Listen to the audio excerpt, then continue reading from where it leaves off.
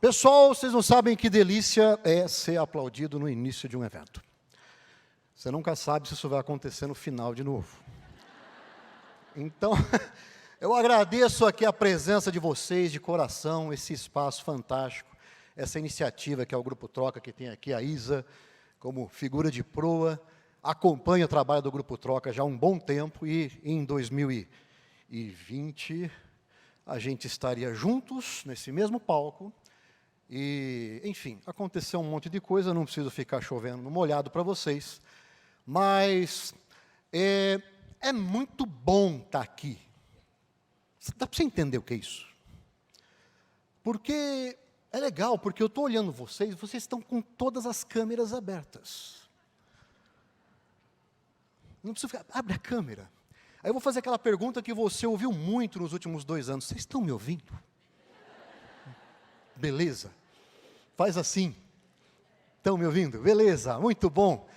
Enfim, gente, a gente está aqui para falar um pouquinho sobre felicidade, sobre vida, sobre trabalho, sobre alegria, sobre tristezas, enfim, sobre tudo isso que podemos colocar na conta de algo chamado vida. Vida dentro de uma perspectiva, não naquela perspectiva que para nós na pandemia ficou muito evidente, a perspectiva de que havia vida pessoal e profissional separadas. Eu já achava isso uma grande mentira. E na pandemia isso aí deixou muito claro que realmente é uma tremenda de uma mentira. O que existe é uma coisa chamada vida.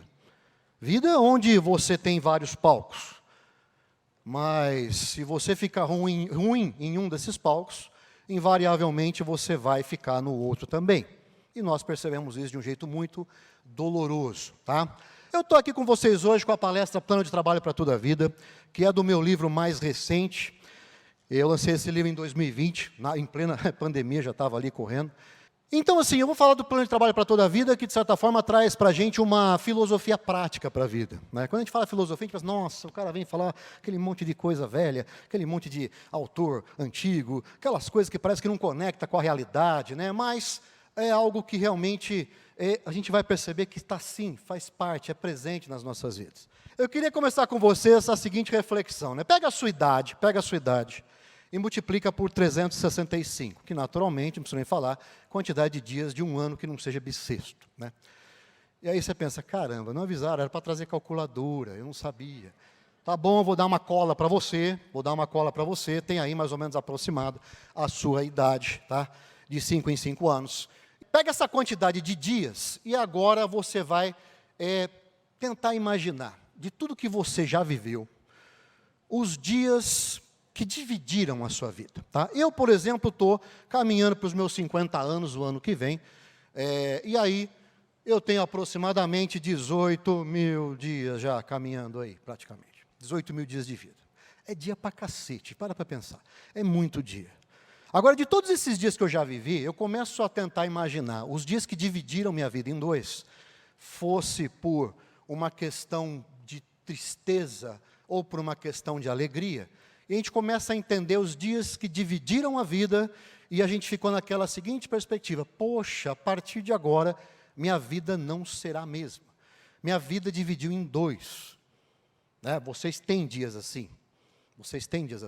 Eu olho para a minha vida e vou te dizer, vida louca, como a molecada fala por aí, né? Vida louca, né?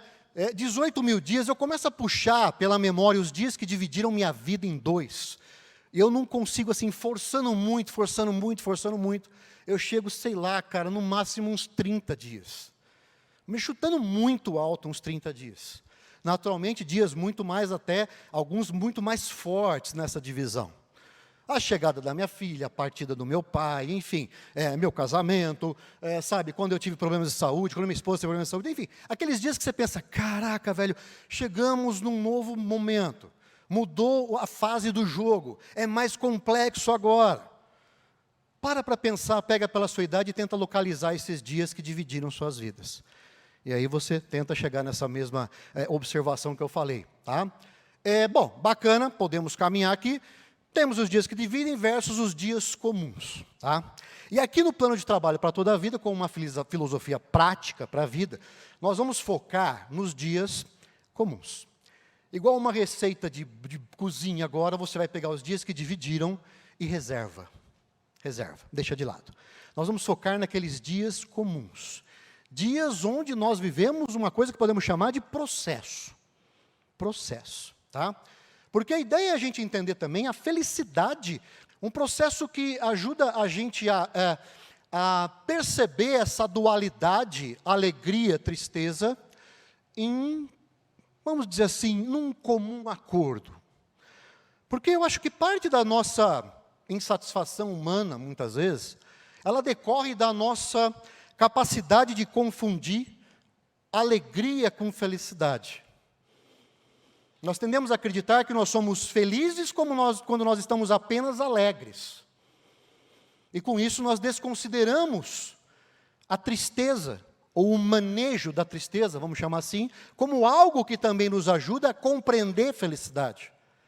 Então, nessa dualidade, alegria e tristeza, vamos imaginar a felicidade como um guarda-chuva acima dela, onde você tem tanto a alegria que te permite buscar, conquistar, usufruir, fruir de tudo aquilo que você desejou, ou tudo aquilo que a sorte te bafejou ali, você conseguiu conquistar, e você está num estado de plenitude, aquilo que até um filósofo muito bacana, chamado Spinoza, entende como um ganho de potência. Você está transbordando, você está flutuando, você está literalmente a 20 centímetros do chão.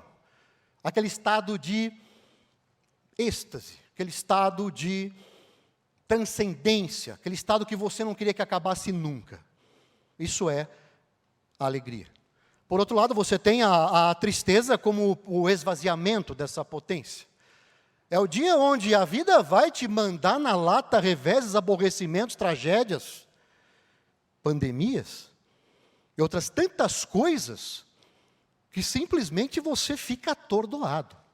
Só que a felicidade também está ali, ajudando você a compreender-se enquanto uma criatura e buscar dentro de si o que podemos chamar de automotivação, de resiliência, capacidade de manejar a tristeza. Então vamos entender, felicidade compreende essa dualidade, esse processo onde você não apenas persegue e usufrui a alegria, mas você também precisa estar às vezes às voltas com a tristeza, manejando-a de forma a superá-la. Faz sentido isso para vocês? Então, bacana. Vamos então, felicidade como um processo, não como um evento. Um processo que acontece naqueles dias comuns. Porque os outros dias, como vocês já perceberam, são os dias onde a gente presencia ou a alegria ou a tristeza. Então, por exemplo, você se matricula numa faculdade. Você vai passar, sei lá, uma conta média, 4 anos de processo, pensando no que seria a alegria do diploma, da sua formatura, da sua colação de grau, do dia que você vai pegar o diploma e falar, agora eu sou um profissional. Legal, você participa da comissão de formatura da sua turma. Você está envolvido até as vísceras com aquilo, vendo os anos de curso passarem.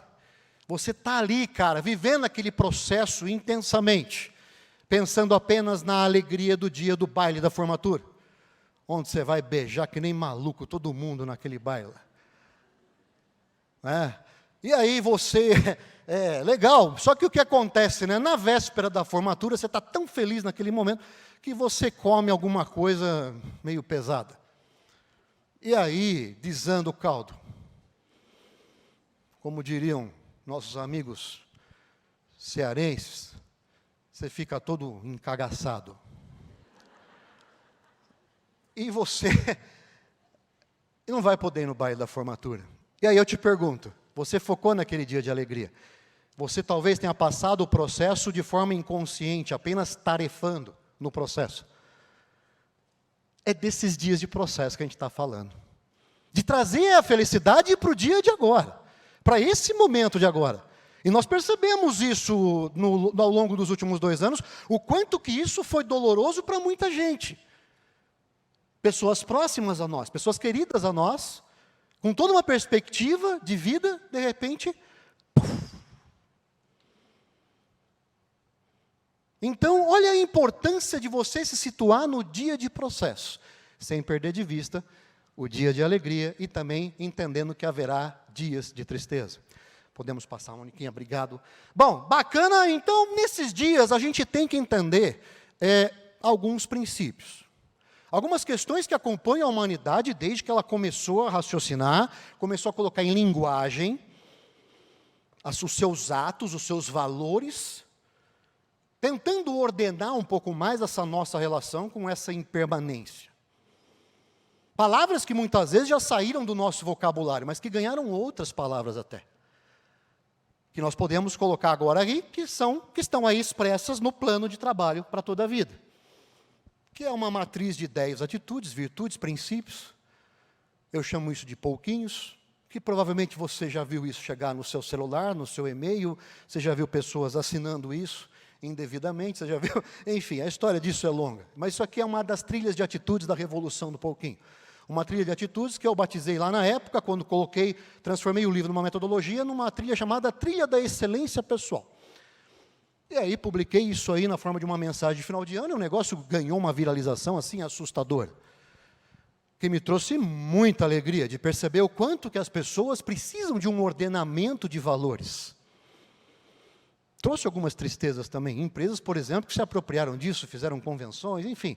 Trouxe muitas alegrias e alguns questionamentos, algumas notificações extrajudiciais e também até um processo que está correndo aí no TJSP. Mas tudo bem, isso é assunto para outro dia. Isso é assunto para a mesa de bar. Então, o plano de trabalho para toda a vida, ele de certa forma ajuda a gente a entender, e eu atribuo até isso, a essa necessidade que nós temos, muitas vezes inconsciente, de termos um encadeamento de valores. Encadeamento de valores. Você tem lá valores na empresa, certo? Tem lá, você entra na empresa, tem lá no banner na recepção, ou então naquela placa de aço escovado, bacana, né? Que tem lá na missão, visão e valores. Para que servem os valores? Primeira resposta que eu trago para vocês, podemos colocar aqui. Os valores servem, Moniquinha, ajuda aqui. Os valores servem para a gente decidir melhor frente aos dilemas e crises. Decidir melhor frente aos dilemas e crises. O pessoal fala, né, que na pandemia as pessoas iam melhorar. Você ouviu isso, né? Você ouviu isso no início da pandemia, né? Aquele romantismo dos primeiros meses de pandemia, a pandemia vai nos tornar melhores. Eu olho a minha foto antes da pandemia, eu olho agora, eu falo, é mentira.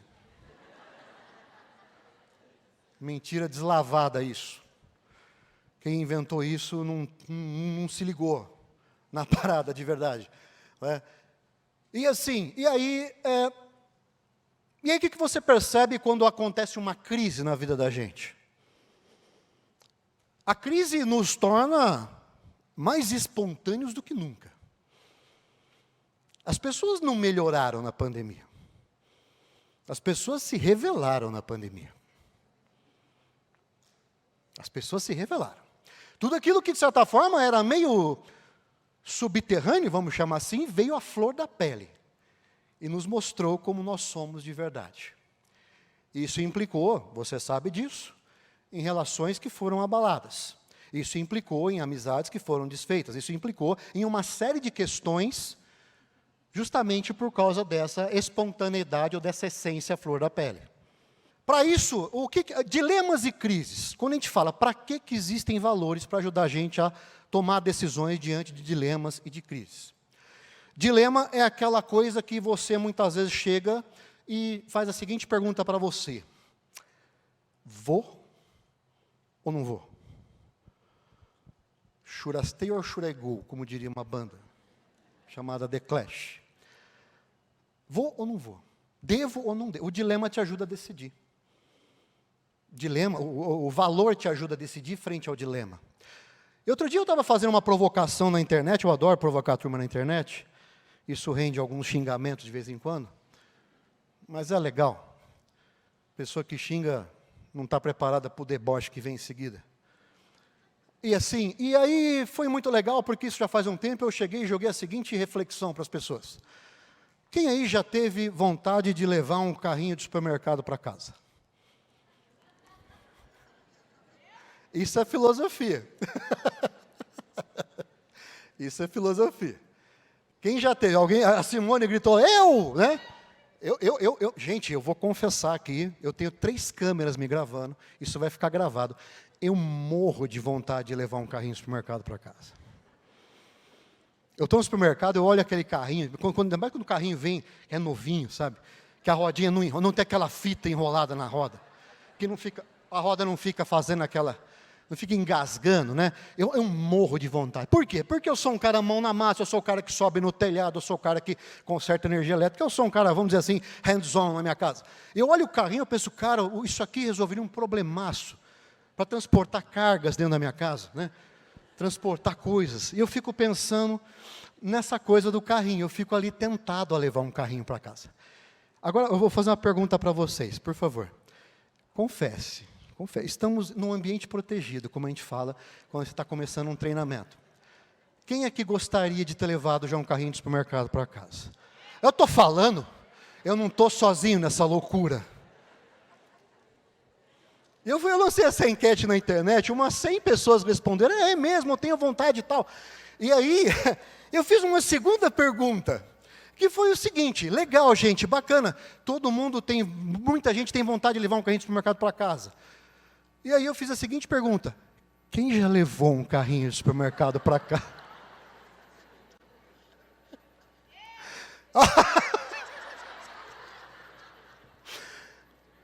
Você percebe, isso é um dilema, né? Longe de querer julgar, né, quem levou, porque eu morro de vontade de levar, mas deixa eu lembrar uma coisa, o carrinho não é seu. O carrinho faz parte de um serviço que o supermercado oferece para você, para levar as compras até o seu carro, levar as compras até o muro do supermercado, e de lá te vira nego, velho, não tem o que fazer, né? Você tem que dar um jeito de levar, né, levar as compras para casa. E assim, mas aí entramos na filosofia do carrinho de supermercado. Olha, isso é filosofia bruta. O pessoal que me segue, vê o que é filosofia bruta? É isso que a gente está fazendo agora aqui. É filosofia que esfrega a realidade na cara da gente. Então assim, aí começamos a filosofar no carrinho.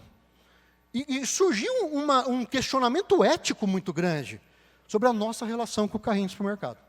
Por exemplo, você está no supermercado fazendo sua compra, encheu de itens refrigerados ali, está caminhando pelos corredores, e aí algum aborrecimento qualquer te deixa putaço, ou putaça, e você larga o carrinho num corredor qualquer e vai embora.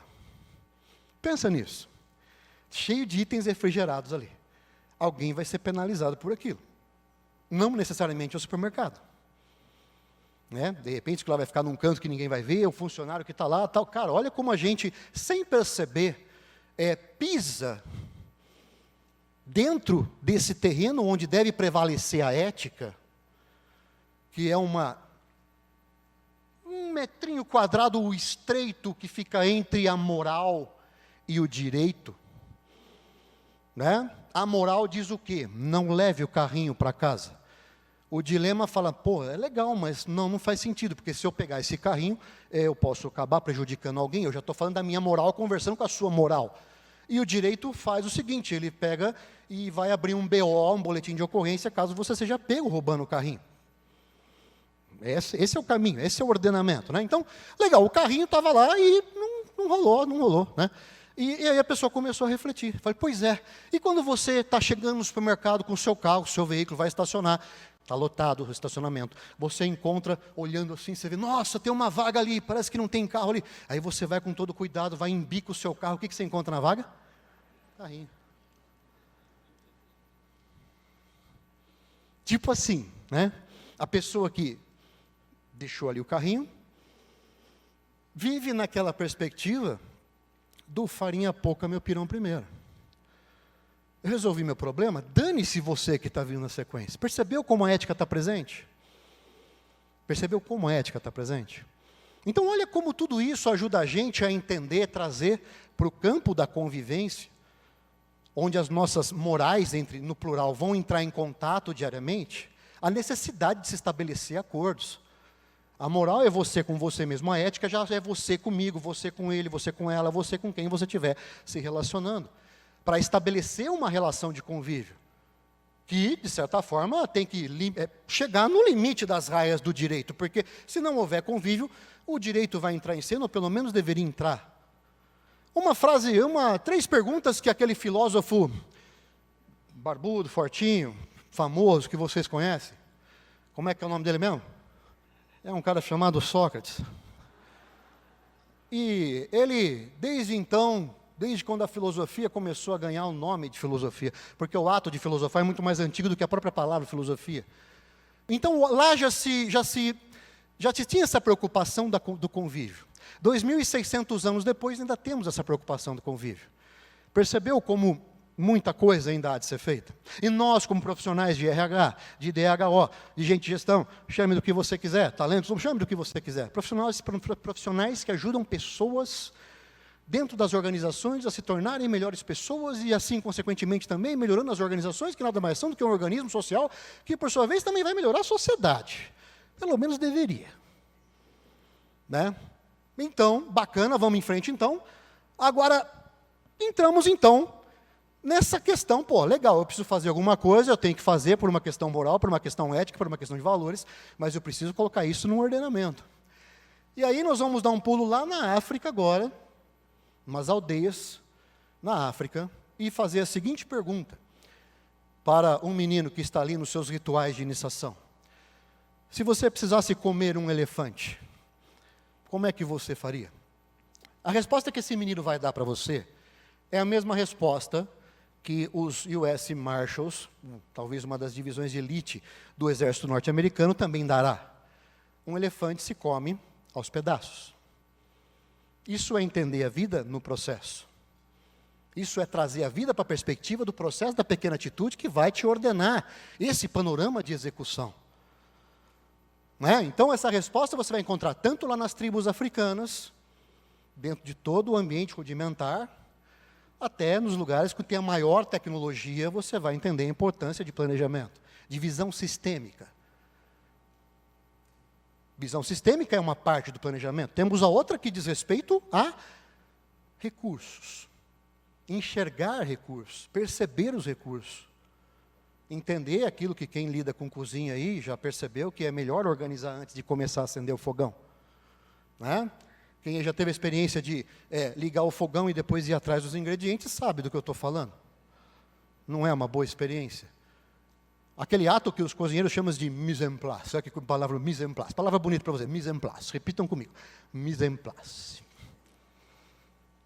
Resumindo, lá onde eu moro, né, a gente é um pouco mais maloqueiro do que os franceses, então a gente entende que mise en place é arrumar tudo em potinho para você saber o que você vai fazer na hora ali. Mais ou menos isso. Dividir tudo ali nos ingredientes que a receita apontou para você. Bacana, só que você ter visão sistêmica, ter o ordenamento de recursos é interessante, mas isso também vai na questão do conhecimento de processos.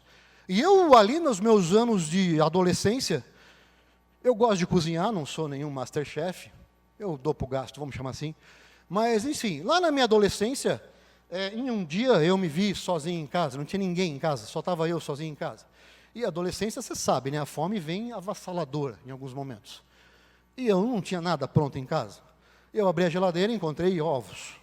Havia outras coisas, mas eu encontrei ovos e pensei, caramba, não tenho o que comer. Aquele exagero adolescente, não tenho o que comer. A geladeira tem um monte de coisa, mas não tem o que comer. E aí eu pensei, eu vou fritar um ovo.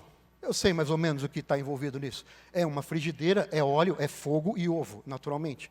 Né? E aí, legal, eu botei a frigideira para esquentar e fiquei tentando lembrar a última vez que eu havia visto alguém fritar um ovo. Como é que era aquilo? Como é que era o processo?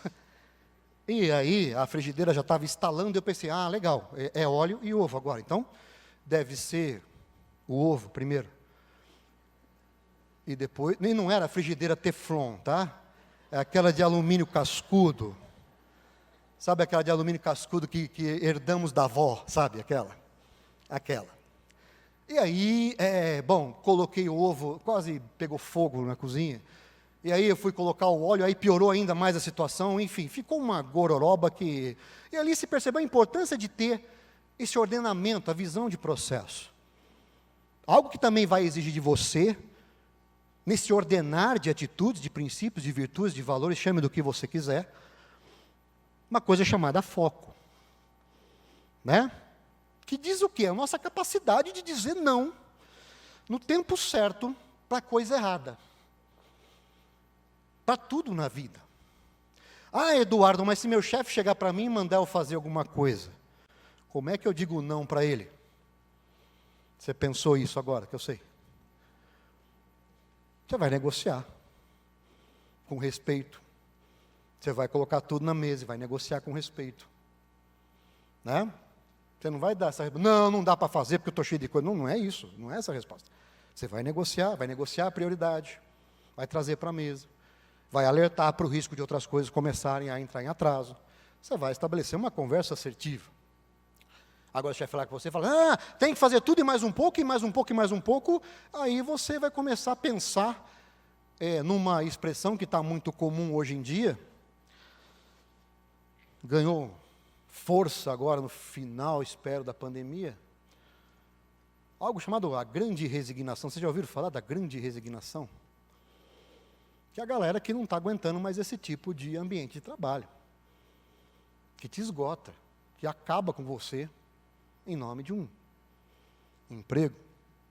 Então, quem não pesquisou ainda, vai pesquisar sobre a grande resignação e veja o que está acontecendo. No mundo em crise, as pessoas estão pedindo as contas porque, mesmo com desemprego altíssimo, tem gente pedindo a conta porque não quer voltar para o modelo, para as relações, não é nem um modelo, gente, para as relações de trabalho que ficaram antes da pandemia. Então, dizer não no tempo certo para coisa errada, porque a gente costuma dizer não para coisa errada no tempo certo e dá uma zica danada isso aí. Dizer não para coisas no tempo certo para coisa errada.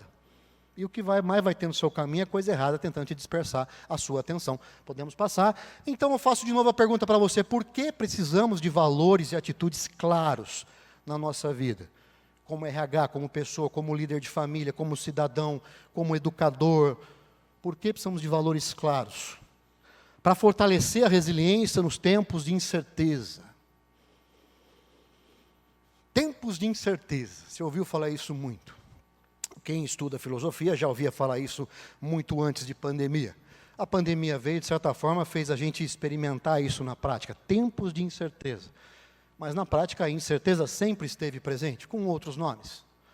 Com outros nomes. Então, podemos então entender que dentro dessa perspectiva nossa de construção de uma vida de resultados, pautada em valores e em princípios, a gente pode lembrar de um cara chamado Aristóteles, que lá, 2000 e tralalá de anos atrás, disse que, resumidamente, a excelência nasce da persistência, nasce da recorrência, nasce daquela atitude diária que você monitora naqueles dias de processo, onde você precisa encarar a alegria, encarar a tristeza e fazer isso tudo fechar uma conta, que faça sentido para você. Porém, nós podemos entender que a impermanência está presente, na forma de um revés, um aborrecimento, uma tragédia, uma situação que te deixa assim, quebrado, um padre irlandês que passa correndo na sua frente e tira da corrida. E essa impermanência está presente. Quem falou isso foi um cara chamado Heráclito, resumidamente. Heráclito é aquele camarada que contou aquela história do rio, que você deve conhecer. O rio, que você nunca vai entrar duas vezes nele, porque na segunda nem você nem o rio serão mais os mesmos. Então, podemos, para isso, nesse mundo de erros, de desacertos, de lidar com toda essa impermanência, há de se ter criatividade. Uma das competências mais desejadas, declaradas, Fórum Econômico Global e outras tantas instituições aí, como algo que vai fazer muita diferença na vida de todos nós daqui para frente. Pensamento abstrato, capacidade de enxergar cenários, idealizar isso tudo. Você coloca isso numa conta chamada criatividade. E aqui a gente traz a historinha de um camarada também que deixou seu pensamento impresso na história, Thomas Edison, que não foi o cara que criou a lâmpada, lamento decepcionar você, mas foi o cara que patenteou as pessoas que tinham projetos de lâmpada em estudo. Ele tinha uma grana bacana na época, ele foi e comprou esses patentes, e a galera veio trabalhar com ele, e enfim. Mas depois de 1.200 testes lá, 300 tipos de filamentos queimados nos testes, $300 mil de investimento, que você pensa, nossa, que fortuna, não é muito dinheiro, mas para a época era muito dinheiro. Hoje, no mundo empresarial, isso não é muita grana, não. E aí você pensa, cara, aí chega alguém para o Thomas Edison e faz a seguinte pergunta, pô, você não cansa não, velho, não desistiu dessa história de lâmpada? Pô, olha quanto de recursos que você já queimou nisso. E aí, com muito bom humor, que é um traço da criatividade, Edison vira e fala, olha, eu não errei 1000 vezes. Eu descobri 1000 formas de não fazer uma lâmpada. Eu vou chegar nela já já. E está aí. Até hoje, né? Somos aí, devemos uma oração por noite para Thomas Edison, né? Só por termos tudo isso aqui. Então, vale a pena entender como essas atitudes e virtudes e valores entram nessa sincronia, né? Dentro de um espírito que está presente, quando você pega dois olhares da filosofia, um olhar platônico e depois um olhar atômico, vamos chamar assim, né? E isso é um grande dilema que nós vivemos na nossa vida, porque você nasce, cresce, vive, e muitas vezes você pode até morrer perseguindo uma coisa chamada equilíbrio entre coração e razão. A palavra equilíbrio eu adoro, gente, eu adoro a palavra equilíbrio, mas talvez no contexto de transformação ou enfrentamento de cenários críticos, talvez não seja a melhor palavra. Não seja. Talvez haja que se ter uma outra relação entre coração e razão. Vamos pegar um conceito vagabundo de física, aquele da 8ª série, que se você não faltou naquela aula, você vai lembrar. Lei de Newton, vetores, forças orientadas, lei da inércia, certo? Você tem lá um vetor de 50 unidades de força te puxando para um lado, que é o seu coração, um vetor de 50 unidades de força puxando para o outro, que é a sua razão. Em tese, você está equilibrado. Mas na prática, você está na inércia. Uma força neutraliza a outra. 50 menos 50. Legal. E aí você vai na vida, na história de pessoas que transformaram os cenários. Pessoas que tinham valores muito claros. E um panorama de atitude muito claro. Que tinham esses princípios todos ordenados e colocados em prática diariamente. E você encontra não equilíbrio, você encontra sinergia. Para pensar. Pessoas que mudaram o mundo, eram pessoas normais? Não. Eram pessoas que, não, peraí, que agora eu vou mudar o mundo.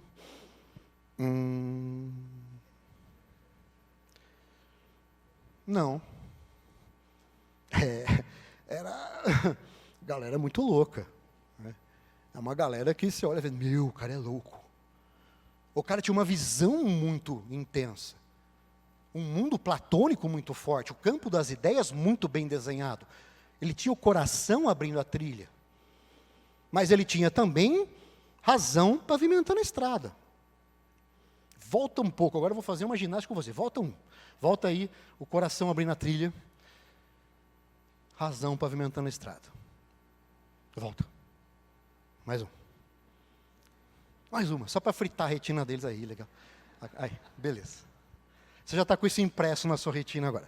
Você vai sonhar com isso agora à noite. Coração abre a trilha, razão pavimenta a estrada.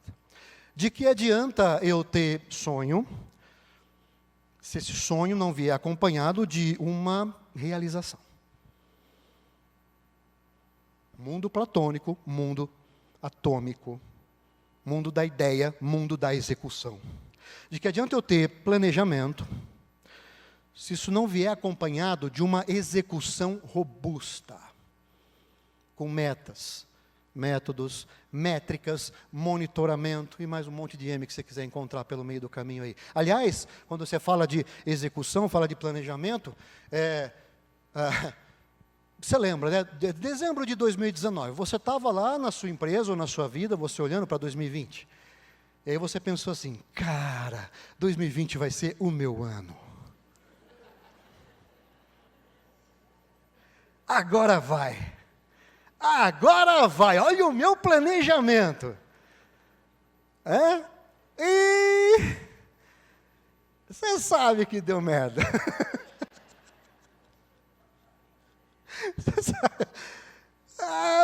Aí, nessas horas, eu lembro de um filósofo contemporâneo, vocês conhecem. Ele resume, talvez, 2.600 anos de filosofia numa frase. Um cara chamado Mike Tyson. O Mike Tyson tem uma frase que resume tudo que a filosofia já criou. Todo mundo tem um plano até levar o primeiro soco na cara. E foi o que aconteceu com a gente ali, lá para fevereiro, março, né? Nós levamos uma moqueta e falamos, velho, o negócio é doido, a coisa é mais quente do que a gente imagina. Então, bacana, podemos seguir aqui, né? Você fala de criatividade, campo das ideias, campo dos sonhos. Se não vier acompanhado da sua irmã chamada inovação, não adianta nada. Né? Você fala de ousadia. Ousadia, nossa, cara, é ousado. É ousado o quê? Umas 2 vezes no ano. Se essa ousadia não tiver um ordenamento racional que transforma aquilo em execução, chamado determinação, que é você despertar a ousadia todos os dias, mesmo naquele em que você está com o saco na lua, velho. Porque é só treta para todo lado. Você não aguenta mais, mas você tem que manter a cadência. Tem que manter a cadência. Eu bato muito de frente com muitos colegas palestrantes. Bato, infelizmente, fazer o quê? Eu não sei se é bom ou ruim isso. Até eu levar um tiro. Mas enfim. Mas eu bato de frente porque, às vezes, a coisa, na leitura muito simplista, simplória, determina para a gente que apenas pensamento positivo basta. Se eu sentar com vocês numa mesa de bar, você já viu que é a segunda vez que eu falo isso, eu estou dando a dica para vocês. Se eu sentar com vocês numa mesa de bar, para conversar e falar dos últimos 10 anos da minha vida, cara, filme de terror. Filme de terror. E muitos desses filmes de terror tendo que subir e conversar com plateias maravilhosas como vocês aqui. E tentando, né, assim, ordenar isso, trazer isso para um espírito de ordenamento.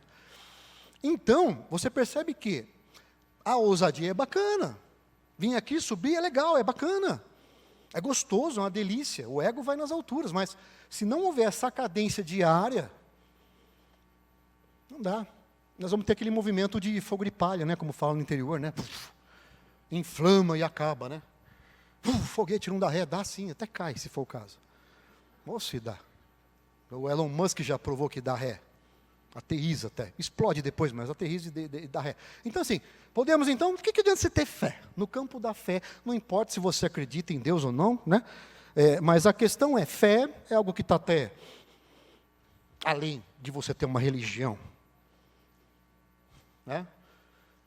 E de que adianta você ter fé se você não tiver o ordenamento racional da fé que ajuda você naquilo que se chama de transformação pessoal? Você vai ser aquela pessoa que no templo é um santo. Saiu do templo, na primeira esquina, já está xingando o motorista da frente. Né? Que não é congruente com as suas falas. Não tem convergência entre pensar, sentir, falar e agir. A pessoa que fala para o filho que fumar faz mal para a saúde e logo em seguida pede para a criança buscar o cinzeiro do papai na sala, por favor. Não dá liga, né? Podemos caminhar então, por que precisamos de valores e atitudes claros na vida? Terceira vez que eu faço essa pergunta para vocês e vem uma nova resposta aí. Podemos, para transformar a zona de conforto em zona de performance. Aqui eu bato com alguns colegas. Você tem que sair da zona de conforto. Você tem que ficar lá fora da zona de conforto. A zona de conforto vai te matar. Você tem que... deixa eu falar um negócio para vocês. Eu adoro minha zona de conforto. Nossa, eu trabalho que nem um condenado para ter conforto. Pensa nisso. Pensa em alguns apelos que são assim muito rasteiros, bonitos para colocar em postagem do Instagram, mas que na hora que você traz isso para a sua vida, contextualizando a sua história que te trouxe até aqui, é muito fácil alguém virar e falar, sai, larga tudo e vai. Né? Normalmente está vendendo um produto ali depois para você. Né? Subir um morro, por exemplo, em dia de chuva. É uma coisa que pode ser perigosa até te colocar em risco. Então, podemos ir, então... E aí, quando você pensa, né, zona de conforto, você começa a pensar, caramba, produtividade, a pergunta que nós nos fizemos, esse questionamento muito do modelo de trabalho que vem mudando continuamente. Nesse mundo que você chamava de VUCA até 2 anos atrás, que é uma expressão que já tem 30 anos, nesse mundo que você começou a chamar de BANI de 2 anos para cá, que já tem praticamente quase 10 anos essa expressão. O que vem pela frente? Mundo fuck? O que vem pela frente? Tudo para explicar uma coisa chamada impermanência, que já afeta a sua vida desde sempre. Você está condicionado e sujeito à mudança. Você está sendo confrontado na sua zona de conforto, a todo instante. Só que aí vem uma coisa que você vai entender quando você olha a vida de pessoas que trabalharam e construíram uma altíssima performance naquilo que elas realizam. Quando eu falo alta performance, eu não estou falando você ter um resultado excelente num dia da sua vida, no dia da ousadia. Eu estou falando você ter um bom resultado, um resultado que as pessoas falam, nossa, o cara é bom, né? Todos os dias. Não estou falando de acidentes de percurso, onde muitas vezes fatores que você não controla estão jogando a favor. Então, quando você fala disso, né, podemos entender mais e melhor, mais e melhor o quê? Mais e melhor influência sobre alguns recursos primários. Isso conversa diretamente com a escola do estoicismo. Recursos primários, o que está sob sua influência? Porque eu vou te contar uma coisa que talvez não te falaram ainda, tá? Nada está sob seu controle. Desculpa te lembrar disso. Nada está sob seu controle. Mas uma boa parte está sob sua influência. A questão é que quando a gente influencia muito bem, ao ponto de superar o resultado que nós visualizamos inicialmente, a gente tem uma pequena traiçãozinha do nosso ego que faz a gente entender assim, está tudo dominado. Garantimos, nós somos foda, né? Cara, bom resultado, excelente resultado que superou os 100% que você idealizou no início. Você influenciou muito bem os recursos que você tinha para influenciar. A sorte entrou em jogo? Pode ter entrado, sim. Pode ter entrado azar? Pode, você teve que influenciar ainda mais os recursos que você tinha, notadamente aqui, conhecimento, tempo, saúde, relações. A partir dessa equação, bem feita, bem realizada, você começa até a construir uma segunda camada de recursos. Dinheiro, por exemplo. Financeiro, por exemplo. A gente pensa que o recurso é você colocar o financeiro no primeiro lugar. E a gente sabe que a vida é cruel. A gente sabe que não está fácil para ninguém. A gente sabe que ninguém está com a vida ganha. Mas a boa equação, a boa influência sobre seu conhecimento, tem se falado muito nos últimos 2 anos aí. Já tinha gente falando antes, mas agora ficou muito forte. Por causa do tempo que você ficou ocioso na sua casa. E aí você começou a encher você começou a fazer curso de tudo que você podia fazer. Tudo. Tudo que você podia fazer. Tudo que não tinha nada a ver, às vezes, com o que você tem de projeto. Mas vamos fazer, porque eu preciso ocupar a cabeça aqui. Legal, né? Bacana. Todo aprendizado é excelente. Aquilo que se fala, lifelong learning, né? Uma expressão bonita, bacana, que vem aí na onda de muita gente ultimamente. Lifelong learning, eu conheço com outro nome isso, outro significado. Lifelong learning, para mim, a tradução direta é vergonha na cara.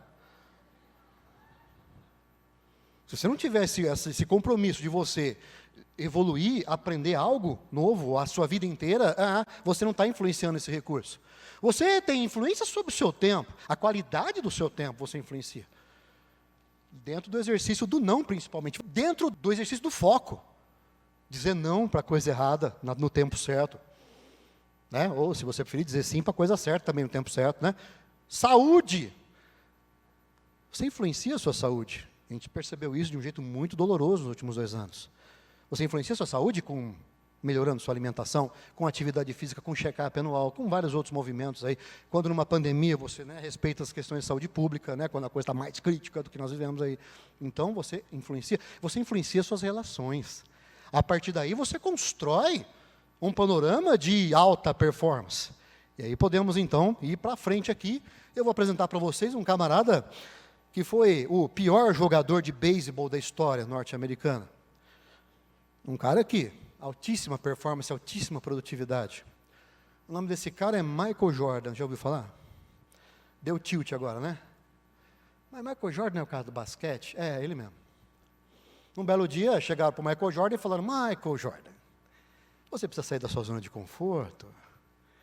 Você está aí, cara, você ganhou já 3 campeonatos nacionais da NBA. Você precisa ir para o beisebol, cara. Legal, Michael Jordan comprou a ideia. Foi para o beisebol. Essa ideia, na verdade, era uma ideia que o pai dele, era um sonho do pai dele. Ou seja, 2 erros, né? Que ele viveu o sonho do pai. né?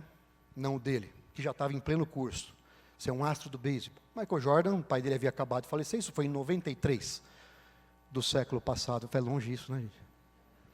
Eu falo 93, parece que foi ontem, né?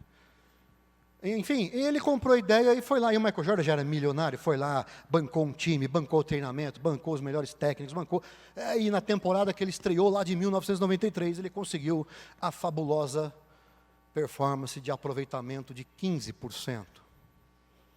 Pensa nisso, você recebeu 10 tarefas no ano, tá?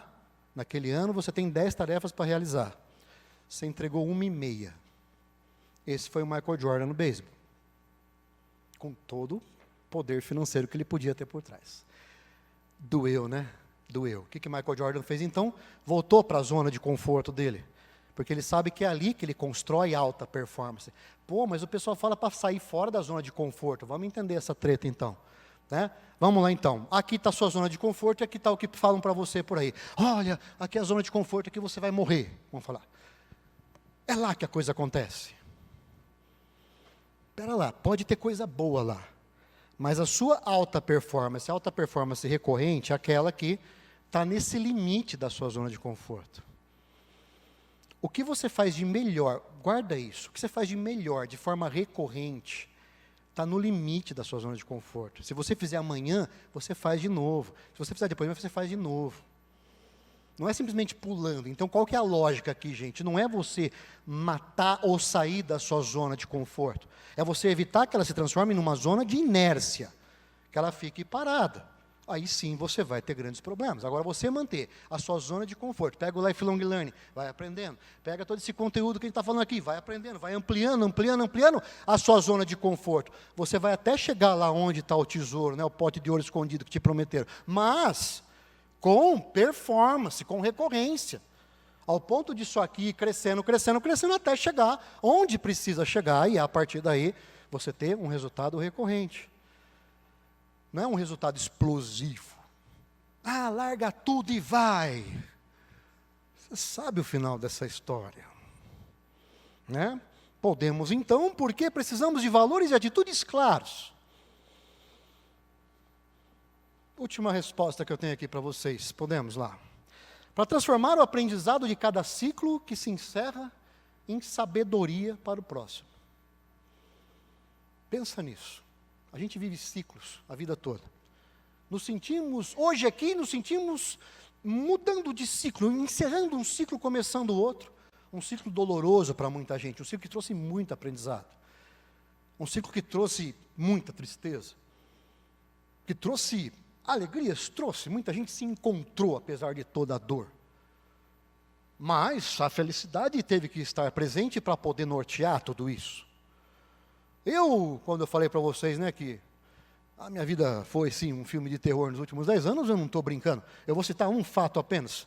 Podemos lá. No ano de 2018, eu estava viajando para caramba, pegando avião, subindo e descendo. Nossa, viagem para o Brasil todo. E aí, lá pelo mês de maio, começou uma dorzinha de cabeça. Sabe aquela dorzinha de sinusite? Quem tem sinusite aí vai balançar a cabeça agora. Aquela dorzinha que começa lá em... você pensa que é dor do óculos, você pensa um monte de coisa, começa aquela dor, né? E eu tomando analgésico, um quadro de alergia mascarando tudo aquilo, tomando analgésico e aumentando a carga de analgésico, fui, depois de uma semana no hospital, fizeram uma radiografia, estava tudo entupido. E aí realmente, né, mascarou a situação, que seria uma sinusite, começamos a tratar como sinusite, me deram um remédio, legal, tomei uma semana, voltei uma semana depois, estava pior. Aí, por meu azar, encontrei uma médica que estava igual eu, só que o dela era sinusite mesmo. Eu entrei no atendimento, ela falou, eu sei o que você está sentindo, já me deu um monte de remédio. Umas bombas assim, você fala, nossa.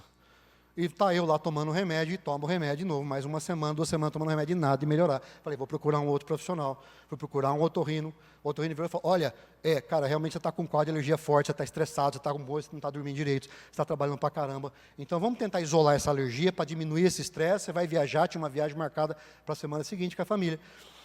Tinha lá essa viagem marcada, legal, você vai viajar, vai desestressar, vai voltar bem, e aí a gente vai atacar isso aí, né? Vamos entender essa alergia aí. E a dor não parava de aumentar. Fui viajar, falei, nossa, agora vou voltar bem. Voltei pior da viagem. Fui passar uma semana em João Pessoa, parecia que tinha uma geladeira velha ligada na minha cabeça a viagem inteira. Voltei e falei, não está certo isso aqui não deve ser sinusite. Consegui encaixe para falar com o cardiologista, todos os especialistas que você podia deduzir de onde pudesse nascer uma dor de cabeça. Nenhum teve essa, de imaginar, por causa do resultado mascarado, que eu até mesmo induzia o profissional ao erro. Eu chegava, estou sentindo isso, acho que é minha sinusite, eu já induzi o cara para o erro. Né? Olha o perigo. E aí, legal, voltei, marquei cardiologista, fui no cardiologista uma semana depois, sexta-feira, não deu encaixe antes. Na quarta-feira, meu pescoço endureceu igual uma pedra. Na sexta-feira, consulta do cardiologista, passei, ele virou para mim e falou, já me conhece, falou, cara, você está estranho. Eu estava meio, sabe, carro quando está com a cambagem vencida, sabe, está desalinhado. Eu estava mais ou menos daquele jeito. Sabe quando você está com o volante, está desalinhado, o pneu, estava mais ou menos daquele jeito. E aí o cara falou, você não está legal, cara, vou pedir uns exames aqui para você. Beleza, à tarde eu vou no oftalmologista, para ver se é alguma coisa aqui. Vou no oftalmologista, ele olhou e falou, Eduardo, seu grau de óculos está redondo, não tem o que mexer. Vamos fazer um exame de fundo de olho? Aí ele fez o exame de fundo de olho e falou assim, a hora que ele viu o resultado, falou, vaza daqui. Vai urgente para um pronto atendimento neurológico, porque eu não sei o que você tem. Só posso te dizer que é muito grave. O nervo óptico estava parecendo um brócolis, literalmente. Né? E aí, minha esposa já me pegou, nesse meio tempo eu já estava com a vista cruzando, e fui levado para um pronto atendimento neurológico. Beleza, cheguei lá, o pessoal já está habituado com esse tipo de sintoma, e olharam para mim e falaram, vamos fazer aqui, né, a consulta. E aí, cara, que você está sentindo não sei o que, tal, beleza, né? Então vamos fazer uns exames aí. Beleza, chegou o exame, encurtando a história. Eduardo, você está com um AVC. Você tem mais ou menos 1 litro de sangue aí na sua cabeça. É um AVC subdural. É aquele que matou Maradona, só para situar você no tempo. Né? Você está com um AVC subdural, e daqui você não vai sair sem abrir essa cabeça. Olha que notícia. Que notícia boa para uma sexta-feira à noite. Todo mundo no happy hour, eu lá, né? Ouvindo essa notícia, você vai sair daqui, não tem que operar a sua cabeça. O procedimento que nós vamos fazer logo amanhã cedo vai ser uma coisa chamada trepanação craniana.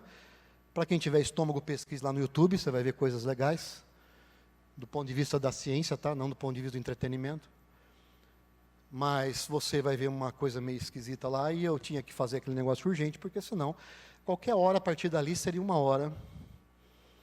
Legal, e eu estou lá, todo chipado, me colocaram todo chip para esperar a hora da consulta, estava mais ou menos estáveis os sinais, minha esposa já estava chorando lá na recepção, né, porque pensou que talvez a coisa tinha chegado ao seu termo. E eu estou lá, né, com o barulho do monitor na UTI. Pim, pim, pim. Eu com meus pensamentos e imaginando assim, cara, e aí? Situação limite. Pausa dramática. Cheguei até aqui. Amanhã vão abrir minha cabeça. Eu não sei como é que eu vou voltar. Se é que eu vou voltar. Pode acontecer de tudo. E a pergunta que eu me fazia ali, pensando na minha filha em casa, pensando na minha esposa ali, toda a jornada que a gente já, todos os ossos que a gente já roeu junto, valeu a pena chegar até aqui? Valeu a pena? Eu olhar isso, tudo isso que eu vivi até agora, na época com 47 anos ali, 46 anos, valeu a pena chegar até aqui? E o barulho de fundo, né? Imagina aquela cena dramática da série da Netflix, né? Você com os seus pensamentos e o barulho pi, pi. Daqui a pouco o barulho de intermitente se tornou contínuo. Em outras palavras, do pi, pi, ficou pi. Você imagina, né? Encagacei. Os enfermeiros abriram correndo ali, olhando para mim. Tá tudo bem? Eu olhei para eles e falei, tá tudo bem.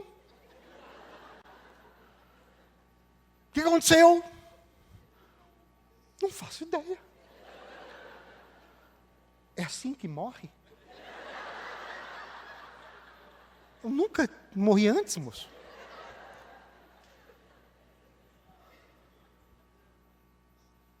nossa surpresa, né? Enfim, para o ódio num primeiro momento, mas depois uma surpresa que se transformou numa dessas piadas que a gente vai levar para a vida toda, né?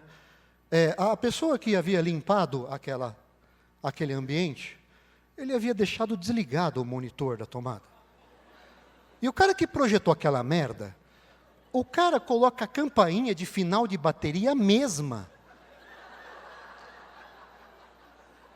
do final da sua bateria.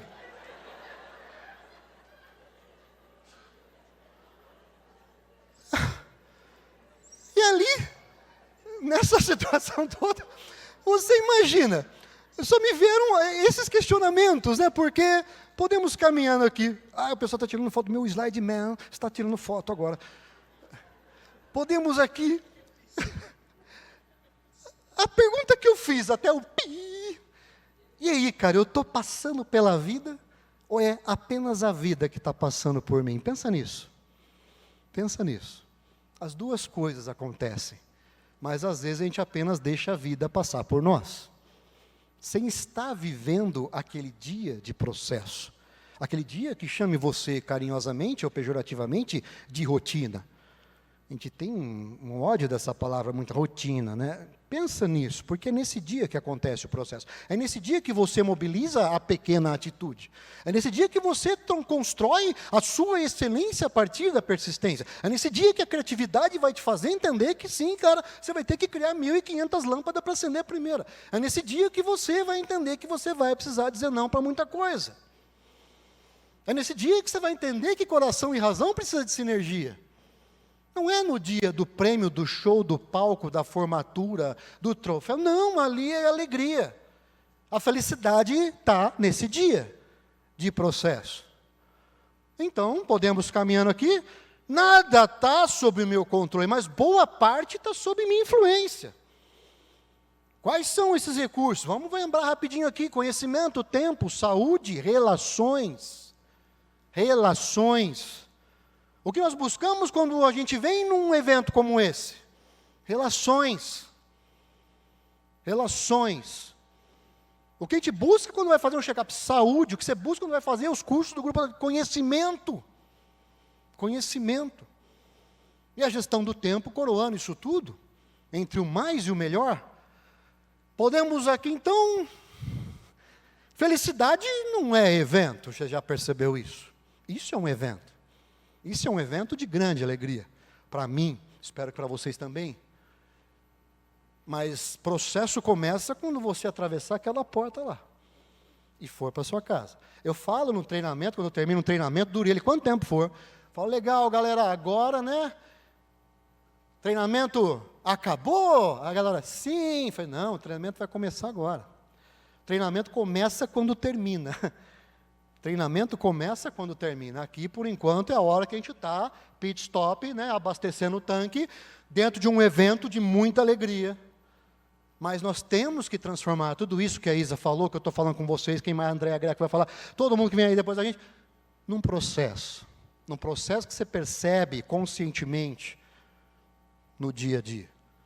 Fechando aqui, vamos lá, no último, a vida que vale a pena é essa vida aqui, que ajuda a gente a transformar conhecimento em sabedoria e sabedoria em atitude. Pensa nisso, porque isso aqui é um significado para aquilo que nós podemos chamar de lifelong learning, ou pura e simplesmente de filosofia. Eu espero que essa nossa conversa reverbere na sua vida, que você não tenha saído daqui motivado, mas principalmente incomodado. Não tenho pretensão nenhuma de motivar ninguém. Se você procurar meu perfil nas redes, você vai encontrar lá, palestrante incomodacional, que eu acho muito melhor do que um palestrante motivacional. Eu não quero colocar uma pulga atrás da sua orelha, eu quero colocar um poodle atrás da sua orelha. Bem barulhento mesmo. Que eu tenha a alegria de daqui a alguns anos, como hoje já se repete, desde que eu comecei a fazer isso, encontrar você em algum momento e você falar, cara, aquilo que você falou no dia lá do evento do Troca, velho, bateu, doeu, mas olha o que deu, olha o que aconteceu depois disso. Meus amigos, quando eu falo de revolução um pouquinho, a gente fala de algo que é uma palavra pesada, né, nesse ambiente político pesado que a gente vive. Revolução parece uma coisa de derrubar alguém de algum lugar, tomar o poder. Faz sentido quando você está falando de desenvolvimento pessoal, porque quando você derruba o seu ego do lugar que ele está e assume o poder aqui dentro, meu amigo, minha amiga, a partir desse dia você está prontinho para começar a transformar o mundo. Muito, muito, muito obrigado.